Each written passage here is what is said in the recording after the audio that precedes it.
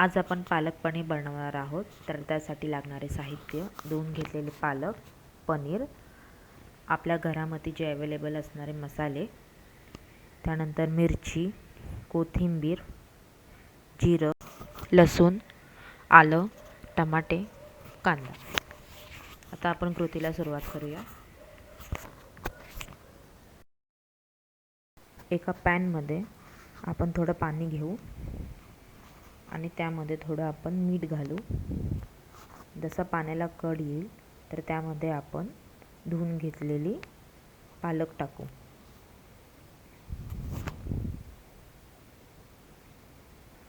पालकला पाणी सुटतं, त्यामुळे आपण थोडं पाणी कमीच टाकू. पालक आपण व्यवस्थितपणे परतून घेऊ. साधारण 5 ते 8 मिनटं आपल्याला असंच करावं लागेल.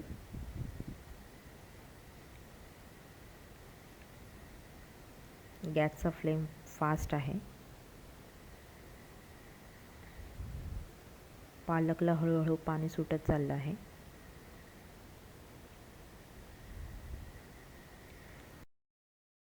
आणि आता आपण त्यावर झाकण ठेवू आणि थोड्या वेळाने ते साईडला काढून एका भांड्यात ठेवून देऊ.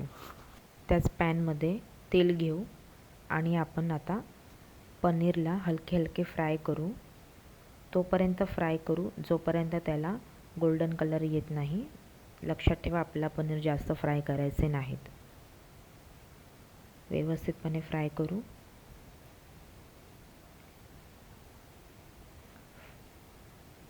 जसा गोल्डन कलर येईल तर आपण पनीर एका भांड्यामध्ये काढून ठेवू. पनीरला आता गोल्डन कलर आला आहे.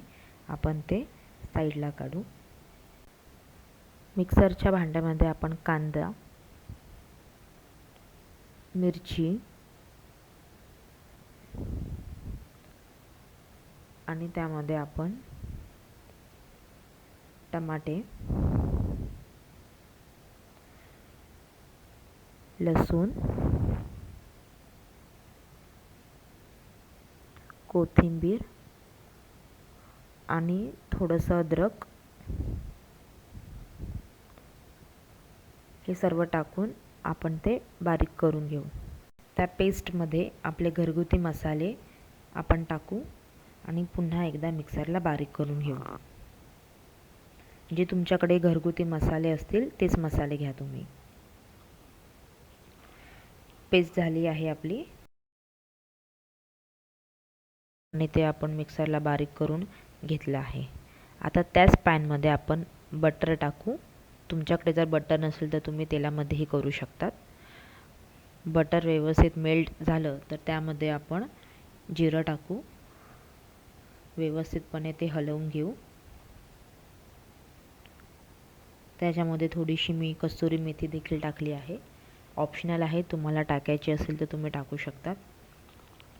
आता त्यामध्ये आपण जी मसाल्याची पेस्ट केली होती ती ॲड करू आणि ते व्यवस्थितपणे परतवून घेऊ. तुमच्या आवडीनिवडीप्रमाणे तुम्ही प्रमाण कमी जास्त करू शकतात. व्यवस्थितपणे आपण त्याला परतवून घेऊ. जोपर्यंत त्या पेस्टला तेल सुटत नाही तोपर्यंत आपल्याला ते परतून घ्यायचं आहे व्यवस्थितपणे. साधारण 5 ते 10 मिनटं लागतील आपल्याला असं परतून घ्यायला. सारखं आपल्याला ते व्यवस्थितपणे हलवत राहावं लागेल. मला थोडासा मसाला कमी पडला म्हणून मी ते ॲड केला आहे. आता त्यावरती आपण झाकण ठेवू.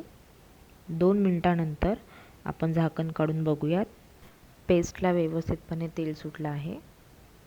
आपण ते आता व्यवस्थितपणे परतवू आणि त्यामध्ये आपण चवीनुसार मीठ ॲड करू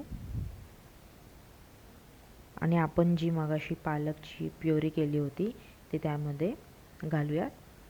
तेही व्यवस्थितपणे आपण मिक्स करून घेऊ. आता त्याचा थोडा कलर चेंज होईल. त्याला उकळ आल्याच्या नंतर साधारण 2 मिनटं आपण त्यावरती झाकण ठेवू, जेणेकरून ते व्यवस्थितपणे शिजून येईल. शिजून झालं त्याच्यानंतर थोडीशी मी अजून कस्तुरी मेथी टाकले त्यामध्ये आणि आपण शिजवून घेतलेले पनीर त्यामध्ये टाकूयात. व्यवस्थितपणे आपण हे मिक्स करून घेऊ.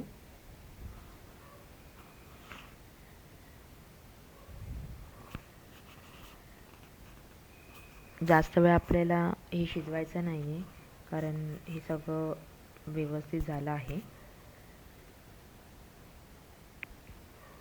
आता आपली पालक पनीर रेसिपी तयार आहे.